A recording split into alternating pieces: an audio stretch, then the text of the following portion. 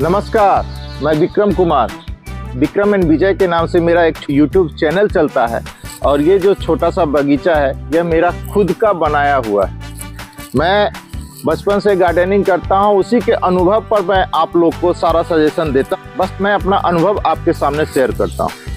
आज जो हम जिस पौधे के बारे में बात करना चाह रहे हैं वो पौधा आपने अगर नहीं लगाया तो समझिए कि आपके घर में सुगंध की कमी है। इसका संस्कृत में भी अलग अलग नाम है और पुरानी कथाओं में तो इसका कथन है ही।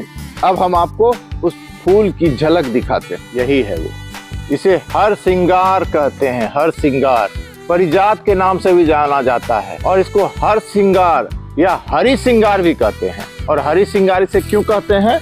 क्योंकि हरि, भगवान हरि का इससे सिंगार होता है, इसी के लिए इसको हरि सिंगार कहते हैं। मान्यता है कि यह माँ दुर्गा का बहुत ही प्यारा पौधा है और फूल है और ये खिलता भी एकदम गंगा दशहरा के बाद है।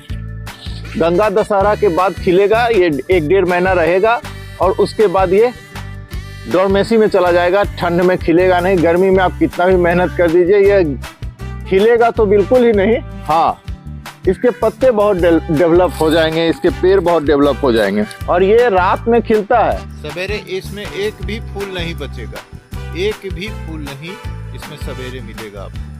सारा जैसे सूर्य उदय होगा बस ये सारा फूल नीचे गिर जाएगा। और सूर्य उदय से पहले, क्योंकि देखिए हम वीडियो भी इसी के लिए बनाते हैं, इतना सवेरे उठ के, जैसे ही सूर्य की किरण पड़ेगी इसके सारे फूल जमीन पर आ जाएंगे। भारत में बहुत सारी भाषाएं बोली जाती है, इसलिए इसके अनेकों नामों से भी जाना जाता है, जिसमें कि परिजात है, हरि सिंगार है, हर सिंगार है, सैफाली है, शिवली है और भी अनेकों नामों से जाना जाता है। जमीन में ये 10 फीट से 15 फीट तक ऊंचा हो जाएगा। गमले में भी बहुत आसानी से लगता है। टेरेस गार्डन पर बोरे में लगाया है तो उसका रिपोर्टिंग करना बहुत आसान हो जाता है, क्योंकि बोरे को मैं एक ब्लेड से उड़ा काट देता हूँ और उसके बाद दूसरे बोरे में उसको शिफ्ट कर देते हैं रिपोर्टिंग करके। लेकिन आप अगर गमले में रखना चाहते हैं तो कम से कम 30 से 35 इंच के गमले में रखिएगा। जो मिट्टी आप बनाइएगा वो मिट्टी आपका बहुत ही ड्रेन हो, मतलब पानी दे और निकल जाए। और उसको ऐसा मिट्टी दीजिएगा जिसमें कि आपको मूव करना बहुत ही आसान होगा। इसलिए मैं ज़्यादातर 60% उसमें गोबर का खाद देता हूं और 20% हम उसमें लीफ खाद देते हैं, तो 80% हो गया। और 10% ही उसमें मिट्टी देते हैं। जी हाँ, और इसमें सबसे ज़्यादा आपका सरसों की खल्ली देना पड़ता है। सरसों की खल्ली देने से इसके जड़ डेवलप होते हैं और इसके पत्ते हरे होते हैं और फूल ज़्यादा आता है। लेकिन सही मायने में कहिए तो हम इस जो ज़मीन में लगा हुआ है इसमें मैंने आज तक कुछ भी नहीं दिया है। मेरे चाचा जी के यहाँ से लगा हुआ था, वहाँ से एक बीज लाया, लगा दिया और ये लग गया और करीब 5 साल से ये हमको दे रहा है। और मैं इसका कटिंग करके छोटा कर देता हूँ। मेरे चाचा जी के यहाँ तो बहुत ब्रॉड है, बहुत बड़ा है। वहाँ जाके हम आपको दिखाएंगे कि वो कितना बड़ा है। ज़्यादातर आपका ये शरद ऋतु में खिलता है और ज़्यादातर आपका जो गंगा दशहरा होगा उसके बाद खिलेगा और ये मात्र 1.5 महीना ही खिलेगा। ये आप लगाइएगा चाहे वो कहीं भी हो। यह गर्म जलवायु का पौधा है, जहाँ भी गर्म जलवायु है वहाँ होगा। यह ज़्यादातर आपका नेपाल का निवास स्थान तो इसका एशिया है, लेकिन ज़्यादातर इसके जो पौधे होंगे, जो पेड़ होंगे, वो आपको नेपाल में मिलेगा। यहाँ पर आपका बिहार, झारखंड, छत्तीसगढ़, आपका यूपी, आपका केरल, उड़ीसा, जहाँ भी गर्म जलवायु है वहाँ ये आपको मिलेगा। जहाँ पर कि इसका टेम्परेचर, जब आपका इसका टेम्परेचर 25 से 35 के बीच में आएगा तो ये खिलेगा। और ऐसा नहीं है कि कहीं दूसरे जगह ये 2 महीना खिलेगा, 2.5 महीना खिलेगा। सब जगह ये वही 45 दिन खिलेगा, 1.5 महीना खिलेगा। 45 से 50 हो जाए, 60 हो जाए, ये चल सकता है, लेकिन उससे ज़्यादा ये नहीं खिलेगा। दूसरी बात है कि इसकी मान्यता है कि यह स्वर्ग से आया है। जी हाँ, ये स्वर्ग से आया है, इसकी मान्यता है, क्योंकि ये कृष्ण जी की वाइफ थी सत्यभामा। सत्यभामा जी ने, नारद जी आए और नारद जी ने सत्यभामा को इसके बारे में बताया कि भाई एक पौधा है स्वर्ग में, परिजात, हर सिंगार, पहले परिजात बोला जाता था, तो कहा कि क्या है, तो उसकी खुशबू ऐसी है, वो है, वो है, वो है। तो कृष्ण जी को कहा गया, कृष्ण जी गए तो इंद्र तो कोई भी चीज ढंग से तो देते नहीं थे, तो उनसे लड़ाई की, लड़ाई युद्ध करने के बाद जीत के इसको लाए। तो लाने के बाद उन्होंने सत्यभामा को दिया, और इसी के लिए सत्यभामा को इतना प्यार है इससे कि इसका नाम पड़ गया हर सिंगार। क्यों? कि हरि का सिंगार इससे होता है, इसलिए इसका नाम हर सिंगार हो गया। दूसरा कथा क्या है कि जब आप समुद्र का मंथन हुआ था तो उसमें 14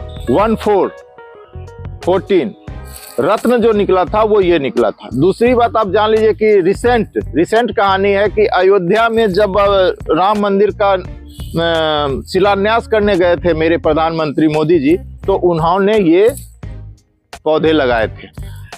इस पौधे का आयुर्वेदिक बहुत ज्यादा महत्व है। इसके जो लीफ हैं वो बहुत हार्ड होते हैं। तीसरा काम कि इसको हाथों से नहीं तोड़ा जाता है।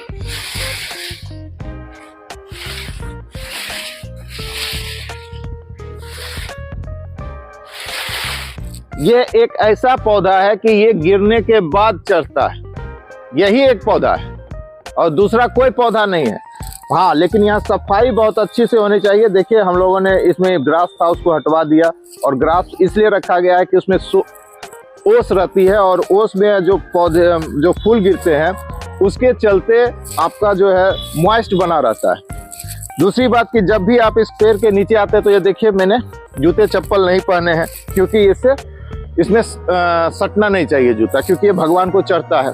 तो इसी तरह इसको चढ़ा दिया जाता है। मैं आपको नीचे दिखाता हूँ, देखिए सितारों की तरह ये चमक रहा है। हम अगर इसको नहीं भी गिराते, ऐसे ही सूर्य का धूप पड़ेगा ये नीचे गिर जाएगा। बारे में बात करते हैं, पहले इसको हम चुन लेते हैं। आयुर्वेद में इसका बहुत महत्व है, क्योंकि इसके जो फूल होते हैं, इसका चाय पीने से, आपका फूल का चाय पीने से गठिया, डायबिटीज, हार्ट, जोड़ों का दर्द, और आपके मतलब जो आपका बार बार जो सर दर्द करता है या सूजन है उसमें काम करता है। इसका महत्व बहुत ज्यादा है, बहुत अति। ये आपके घर की पहचान बन जाएगी इसकी खुशबू के चलते। इसलिए आप इस पौधे को जरूर लगाइए, और उसमें नीम की खल्ली और सरसों की खल्ली मस्ट है। सरसों की खल्ली क्योंकि ये जाड़े में खिलता है तो इसको गर्मी भी चाहिए, तो आप अगर सरसों की खल्ली देते हैं तो 5-10 दिन इसका जो खिलने का ये होगा वो बढ़ जाएगा, और इसमें कुछ खास नहीं होगा। ये यही 45 से 50-60 दिन तक खिलता है, ज्यादा नहीं खिलता है, और इसको आप जरूर लगाइए। अब देखिए हम इसका फूल भी दिखाएंगे आप। देखिए इसके फूल, जबकि इसका आधा फूल निकल चुका है। मैंने कितना भी अपने गार्डनर को कहा था कि फूल मत तोड़िएगा, मैं वीडियो बनाऊंगा, इतना फूल ले जा चुके हैं। मैं तो भ्रम में था कि इतना ही खिलता है, ये इससे दुगना खिल चुका है। इसलिए आप इस फूल को लगाइए। और अभी जो आपका दीपावली है उसमें माँ दुर्गा को, माँ लक्ष्मी को ये बहुत पसंद है, माँ काली को पसंद है, तो इसलिए आप लगाइए। और विष्णु का तो यह लाया हुआ ही है, तो विष्णु का तो बहुत पसंदीदा है, और इसका नाम भी हरि सिंगार है। तो हरि कौन है? वही है। तो आप इसको जरूर लगाइए, बहुत ही अच्छा पौधा है, और इतना फूल आपको चाहिए तो जरूर लगाइए। धन्यवाद। और आपको अच्छा लगा हो तो लाइक और सब्सक्राइब जरूर कीजिए।